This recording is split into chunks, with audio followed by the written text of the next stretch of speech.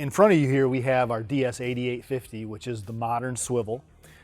How does someone know if a seal is nearing the end of its life or if they're going to need to be able to change that seal soon? Well, the best indicator of a worn seal or needing to change it soon are weep holes that are designed in that would start leaking at the point the seal becomes too worn. Okay, so there's small holes that go from where the seal sits inside of this thing outside or to the outside of the swivel, and once water starts to come through those holes, that means that seal is starting to fail and there's some water getting past it. Yes. And that water would literally kind of drip out of this area between the retention ring and the castle nut? Yes. Okay. So a customer sees that and they say, it's time to change my seal and my swivel. What do? Well, they would just simply, after they shut off their high pressure water, they would remove this castle retaining nut. No tools required. No tools required. And they would then remove their whole seal housing. Which is the backup ring, the seal, and the inlet adapter. Correct. You have the inlet adapter. There's the high pressure seal is inside the adapter. There's an O-ring groove inside the adapter, and then the backup ring. Okay. So you remove that, you pull this part out, and then what do you do next? Well, at that point, you would just disassemble your seal housing, which is just removing your backup ring.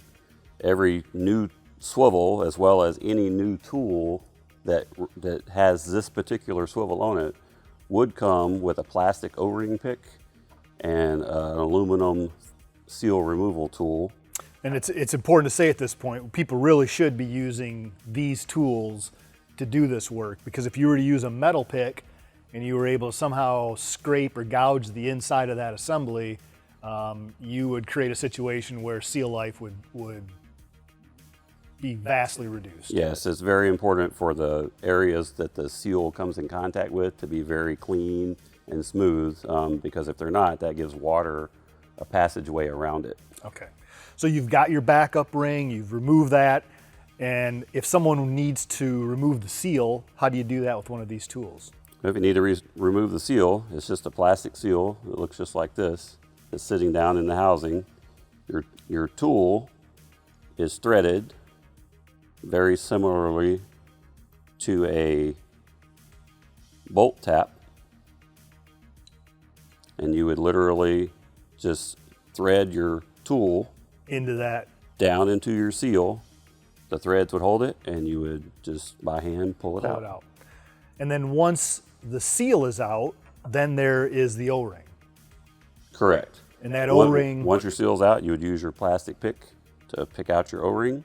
okay, And then reverse process, going back together, you would put your seal in. Important to note that there's a bevel on the backup ring and a bevel on the seal, so those two surfaces meet each other. So the flat end of the seal goes into the seal housing first. Then you would lube your O-ring. That way when you put your backup ring in, it reduces the chance of you damaging the O-ring when you put in the backup. okay. So the procedure for putting a seal back in is putting the seal in, then putting the O-ring in, and then installing the backup ring. Correct.